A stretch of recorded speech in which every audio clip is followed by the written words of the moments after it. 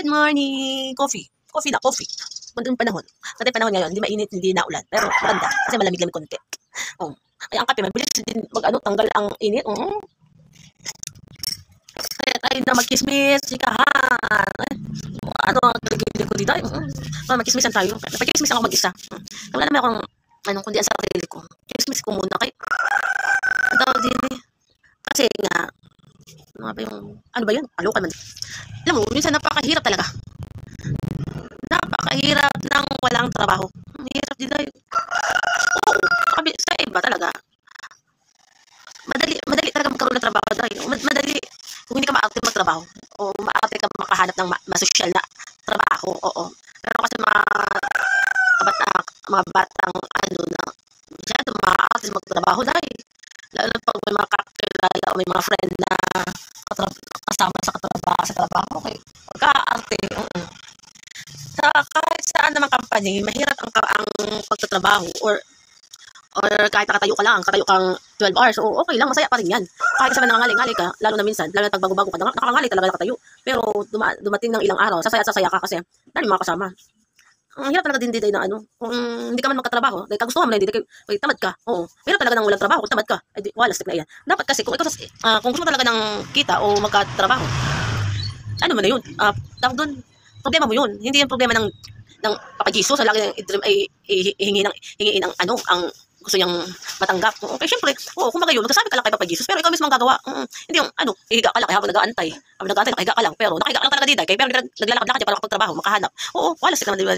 Kahit na may edad ka na, kaya mo parang total, kaya naman makuha, matanggap ngayon ng mga may edad. Kahit nga 60 years old, mas malaki-laki ang katawan talaga. Pag kaya pa. At saka kung depende rin yun, kung yung mga magulang, kung yung mga anak, kung masisipag yung anak na kaya niyang yung bantayan din yung magulang na hindi mo na kailangan, sige, wag po kayo magtrabaho kasi kaya na namin yung ganun. Pero kaso may mga magulang talaga, mga edad-edad. Kasi naka-experience sila, may mga edad talaga 60 plus, pero malalakas, masisipag. Kaya lang, siyempre, minsan may mga tayong kailangan talaga na tulungan mo lang yung tulungan kasi siyempre, iba pa rin yung ganung edad na di ba? Basta ang maganda dun, pag sa trabaho talaga, tulungan na tulungan, di ba? So yun, yung point doon, kung gusto mo talaga magkaroon ng pera, nagkaroon ka ng kailangan mo talaga magtrabaho. Pero hindi naman darating ang trabaho, hindi ka mismo ang maglalakad. Lakad ka nang makahanap ka ng bagong trabaho. Hindi puro bunganga. Parang ako ngayon, ay puro talaga ako salita. Puro ako reklamo sa trabaho at wala akong pera. Kasi hindi ako naalis ng bahay. Nandito pala ako sa loob ng bahay. Walang hiya na yan. Ingit na talaga ako. Hindi ako naiingit sa ibang tao, mapera o mayaman. Hindi, naiingit ako yung gusto kong trabaho. Hindi na ako nakatambay lang. Pero wala na nakatambay. Kasi pag may gusto ka i-chismis, wala ka makachismis. I-chismis lang yung mga baby ko dito. Hindi na pwede yun. Maganda pa rin. Pag mga katrabaho ka ng mga chismosa, hindi masaya ang araw. Kahit 12 oras ang iyong kahit na 12 oras ang trabaho mo dyan, kahit pagod na pagod, okay lang yan. Masaya naman. Ganun talaga. Kung papasok na siya. Kaya dati, nakakapasok ako dati. Kaya lagi ako may dala ko lang pera. Nagbaon ako ng kanilang pera, ng pagkain. Malimit ako talaga magbigay ng pagkain. Pag yung may pera ako, may trabaho ako. Kahit maubos na yung aking allowance, naubos na kakabili ng mga batutay na to. Bago ko umalis, tapos pagpasok ko, lagi talaga ako nag-alas ng mga bata. Kaya wala, kasiyahan mo na yun. Kasiyahan ko yun pala. Ewan ko sa'yo kung kasiyahan mo yun. Ano yan? Kamaya mo na doon. Tapos yun, darating talaga sa time na ang pagsasalita natin na gusto magkapera, gusto magkaganto, ganyan. Hindi pwedeng puro tayo dasal. Tayo puro dasal, kaya kailangan natin magkusa. Yun nga, sabi ko nga sa'yo, kagaya ko, hindi pa ako makapunta. Kahit sa totoo lang, gusto ko na pumunta, hindi lang ako makapunta. Kaya alam mo na, kaya wala akong dasal lang. Sa totoo lang, kahit wala pa akong pera, okay lang na hindi ako pumunta sa agency. Kasi malapit lang talaga agency dito. Kahit lakarin ko, kahit mapagod ako kalalakad, okay lang sa akin. Kahit pupunta ako talaga, makapay agad ako. Ang problema dyan, kaya wala akong sapatos. Kasi dati may mga sapatos ako kasi nagkasakit ako.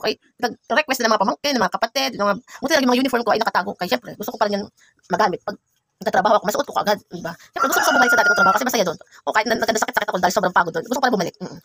Kung sana lang, wag nang bumalik na magkasakit. Ay, di po, baka naman wag naman yung, alam mo yung pangalawa, di po, sabi pag pangalawang beses na sakit, matigok na, ay, wag naman siguro. Kaya ko naman siguro. Gagaling ako. Okay ako kasi, maglapit na naman mag-December, ilang buwan na lang diday, kaya magkapera na tayo talaga. Hindi naman tayo sabi ng magkapera. Kung nakaupo lang ako lagi. Kung wala ko, nabubuisit na ako sa buhay ko. Hindi naman sa buhay ko, kaya, wala pa yung, sana nga, makuha na ng kapatid ko yung pagpasyal sa akin ng kuya ko makuha yung sapatos. Kasi nirequest ko na rin. Yung nirequest ko sa kanya, nirequest ko ulit. Kaya para mabalik sa akin. Ay, dalawa yun eh. Kahit isa lang, ibigay sa akin. Kaya magamit ko lang. Kaya ako nang bumili agad. Kaya wala nga akong pera. Wala stress. Ang gusto ko lang ay para makakuha ng mga requirements. Yung pag nag-apply ka, kailangan pa rin mga requirements. Kasi may mga bagong mga panibagong barangay. Yung mga, ano ba tawag doon? Yung police clearance, yung mga ganun. Minsan, hindi ko ba naman alam bakit may mga police clearance, NBI clearance. Hindi ko alam bakit nagkakaroon, pero pagdating sa company, napakadami madurugos din. Makakaloka ko. Ayun ba talaga, may mga NBI ba talaga yung mga ganyan? Kaya, ang dami mga nadudugads na mga gamit. Ewan ko ba naman buhay yan. Pag may NBI ka or dapat nalalaman din agad kung meron din na talagang problema. Kung, yun nga, kasi kung mandurugos lang talaga, ay mabilis lang talaga. Kaya lang, ang hirap ng ano kasi minsan gusto mo rin magdala ng gamit na or konting kuha ng piso-piso diyan or ang pinaka hilig na kasama ay yung cellphone. O mahirap talaga. Kaya kung pangit ang cellphone, magdali ng cellphone kayo. Buti na wala pa akong bagong cellphone. Sama ko talaga makuha. Kung makuha nila yung cellphone kung pag nagtatrabaho ako ay bahala ka para sa buhay nila. Ay, hindi naman ito mabibenta. Yun, kaya yun, sana talaga. Para yung araw-araw na wish na magkapera o nakabili ng ganito, ganyan o ano, yung mga trip-trip na pagkain o katuwaan ng mga big bill. Di ba yun? At least, darating at blessing. Kung lalapit ka rin lumabas. O lumabas ka, lakad o kahit lakarin mo lang dyan ng applyan dyan doon. Okay lang, kahit walang pera pamasahe, kaya lakarin mo lang, malapit lang naman. Yun, wala, naisip ko lang, kaya alam naman. Papasok ko naman ang Simon. Kaya ano yan ba? Bola. Bola pala yun. Kaya ang mga basahan, hindi na kayo sa plastic para magkabola. Kasi nga, hindi na makabili si mami ng bola, kaya wala pa trabaho. Nagkaroon ng trabaho si mami, bibili